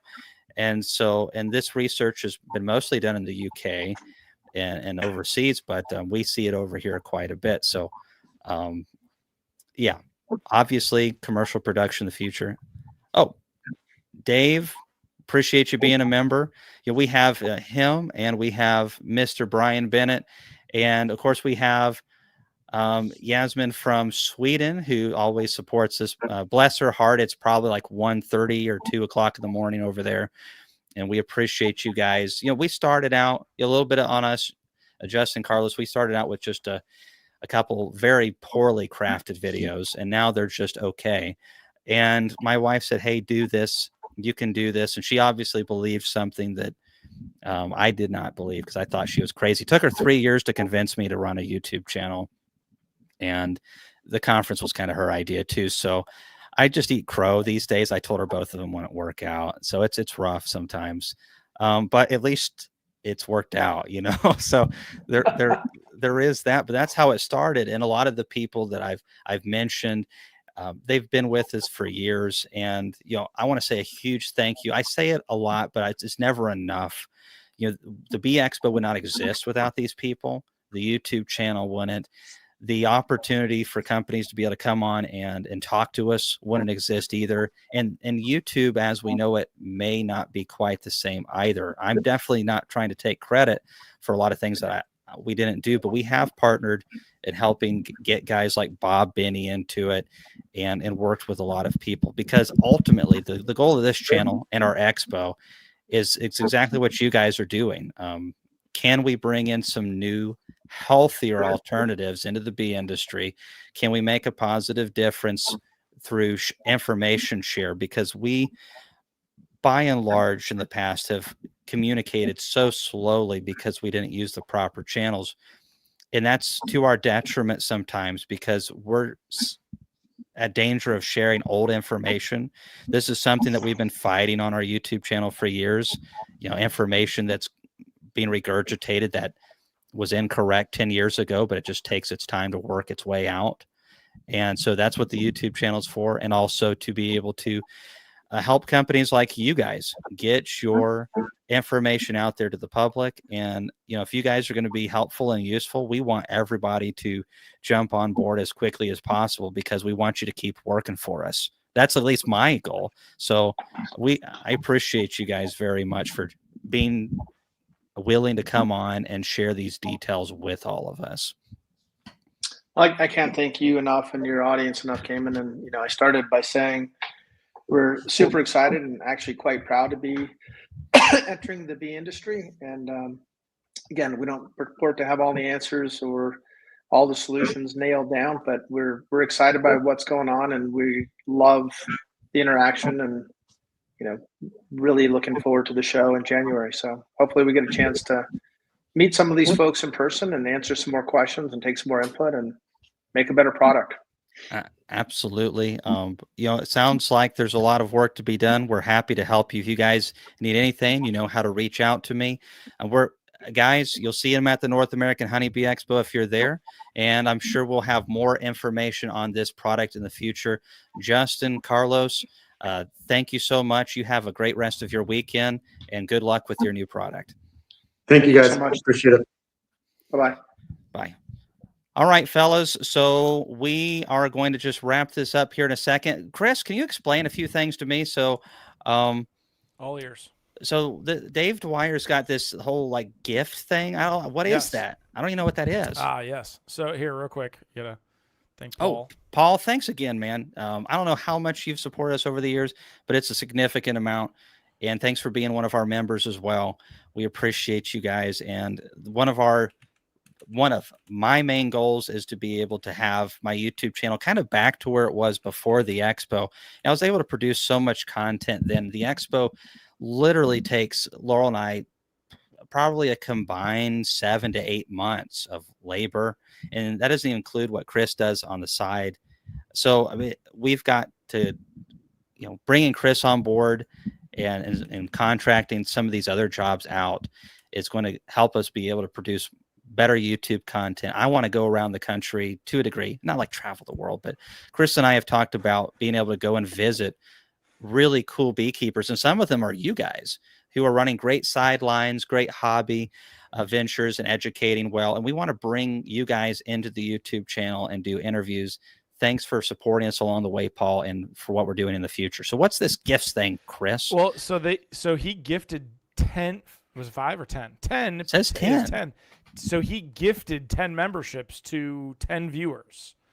Now What? I've been looking while we've been talking. I'm 95% sure that the people who receive that have to accept it, which is we don't have to go into how that's okay, not smart, but yeah, it's out there, and it's 10 random viewers on I believe on today's stream were gifted membership. So if you see somewhere on the stream that you were gifted a membership, be sure to Cool. accept that. I think it goes in your notifications. I'm not sure. No one actually knows. If anyone knows, feel free to. I didn't comment, but even I know would that like- existed. You know, YouTube makes these updates, and I don't see them sometimes, especially with the conference. So I'm going to look into that. So busy, he doesn't even have time to shave. You know, it is that bad. Well, Laurel cut Jimmy's hair the other day and broke my hair trimmers. Jimmy's got thicker hair than I do and just broke the thing. So it's a combination of way too busy. And now it's at a length that if I yank this out with a regular razor, this is going to be fun. And I'm not looking forward to it, but it gets worse. The problem gets worse by the day. I'm not used to this. This is about as long as I've grown it in a long time. I don't know how some guys do it with the full beard. You must get used to it after a while. And it's so thin. And Laurel says absolutely not. So, I mean, there's so many reasons why this is fixing to get whacked. Guys, you know, obviously there's a lot of information here. Thanks for hanging on the entire time. There's a lot of preliminary stuff still, as you guys have noticed if you've followed it long enough, this whole chat. I'm super excited with this. There's other products coming out as well. It's critical that we are part of encouraging the new innovation to our industry. That doesn't mean everyone's going to hit a home run initially. And this may be, it may not be. Funny, Jeremy. But we always have to give things a chance. And there are so many people that instantly just shoot down everything. I get tired of it. I really do. Is that the world that we want to live in? Is that the beekeeping world that we want to live in? That everything's bad right out of the gate. It'll be just like that other product. And you know what? I have those voices within me too. But we have to fight to be positive. We have to fight to create this change. And I know from personal experience with running this expo and stuff, my intelligence is average at best. And we've been able to do some things that people have said, you just can't do this. You can't, the industry is not big enough to have a conference more than 1,000 people. And these are some people that keep a lot more bees than me, that have been in beekeeping longer than me. And some of them have run conferences longer than me. That doesn't take long to beat that, but they were wrong. And so I always think that we need to be a cup is half full type crowd. You guys are. That's why you're here. Because if not, you'd be annoyed with me. Because I'm that type of guy. Sometimes, you know, I get on my tangents. You guys have got to keep me accountable and all that kind of stuff. But at the same time, I'm looking forward to it. We have Tropal Laps one day in the future. I hope it's decades down the road. I hope I'm dead before it arrives, but it could be tomorrow. And we're going to need all the tools that we can have to be able to make it to where you're still able to keep your bees in a way that is enjoyable, and that we're still able to provide the food for the American people or whichever country that you're in that is pure, that is wholesome, and the pollination for the seeds for the birds and the mammals and all that kind of stuff. I'm going to say a few things about the expo real quick. There's been questions. We have a lot of things that we're working on towards the future. I have about 7 deadlines between now and this time next week. And so we are quite busy. I apologize that some of the things aren't done, but it is Laurel, Chris, and I, and we tackle a lot. We probably tackle on too much. No, there's no question. We tackle way too much. And so I appreciate you all's patience. Those of you who have come to our events multiple times understand that we don't do things the normal way, but we're trying to do things as good as we can, as fast as we can. And sometimes we don't have the bells and whistles because we want the heart and soul and the meat and potatoes when you arrive at the show. And so we're doing the very best that we can.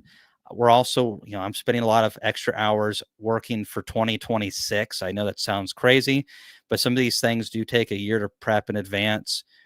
Dates, getting the FFA involved, 4-H. There's so much work to be done. There's a lot of exciting things on this back end, and there's not enough time to share it with you, and some of it I can't say. But thank you guys so much. Just watching makes a big difference in what we're able to do for the future of beekeeping. You all have a great weekend. I will be talking to you soon, and we will have more on this product, hopefully with one of these things in my hands in the future. We'll see you in the next video.